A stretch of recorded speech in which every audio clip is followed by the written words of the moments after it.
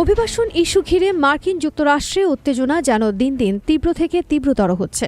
কারণ মিনিয়াপোলিস ও পোর্টল্যান্ডে ফেডারেল অভিবাসন কর্মকর্তাদের গুলির ঘটনায় দেশজুড়ে ক্ষোভের যে ঢেউ উঠেছে, তারই অংশ হিসেবে পিটসবার্গ শহরে রাস্তায় নেমেছেন শত শত মানুষ।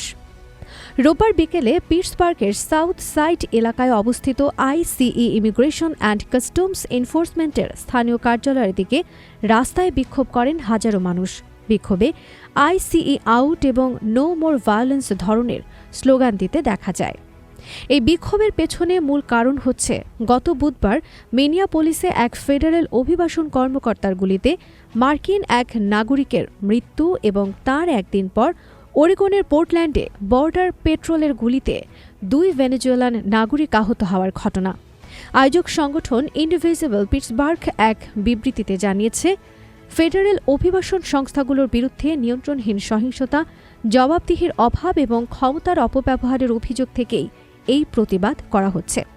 সংগঠনটির পক্ষ থেকে বলা হয়েছে, আমরা জবাবদিহি চাই, নিহত ব্যক্তির স্মরণে ন্যায় বিচার চাই এবং আইসিই অভিযানের মানবিক ক্ষতি সবাইকে চোখে আঙুল দিয়ে দেখাতে চাই। যুক্তরাষ্ট্রের এই আন্দোলন শুধু পিটসবার্গেই সীমাবদ্ধ নয়। সপ্তাহ জুড়ে যুক্তরাষ্ট্রের বিভিন্ন শহরে একই ধরনের বিক্ষোভ হয়েছে। অভিবাসন নীতির কঠোরতা ও আইন শৃঙ্খলা বাহিনীর ভূমিকা নিয়ে প্রশ্ন তুলেছেন মানবাধিকার কর্মীরা।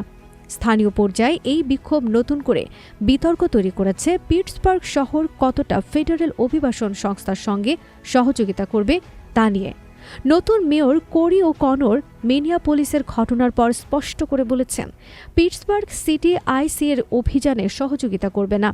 তার মতে, অভিবাসীদের নিরাপত্তা ও আস্থাই এই শহরের সবার আগে।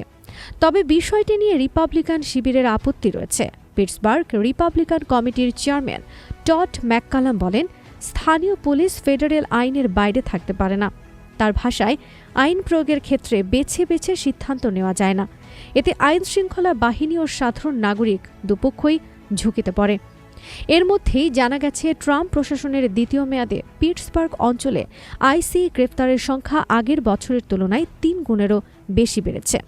এই পরিস্থিতিতে অনেক স্বেচ্ছাসেবী সংগঠন ও সাধারণ মানুষ র্যাপিড রেসপন্স টিমে যুক্ত হচ্ছেন, যারা আইসির অভিযানের সময় উপস্থিত থেকে ভিডিও ধারণ ও ঝুঁকিতে থাকা মানুষদের আইনি সহায়তা দেওয়ার চেষ্টা করছে। বিশ্লেষকদের মতে, অভিবাসন ইস্যু এখন শুধু আইন শৃঙ্খলার প্রশ্ন নয়, এটি মানবাধিকার, রাজনীতি ও সামাজিক বিভাজনের বড় ইস্যুতে পরিণত হয়েছে। পিটসবার্গের এই বিক্ষোভ সেই বাস্তবতারই আরেকটি প্রতিফলন।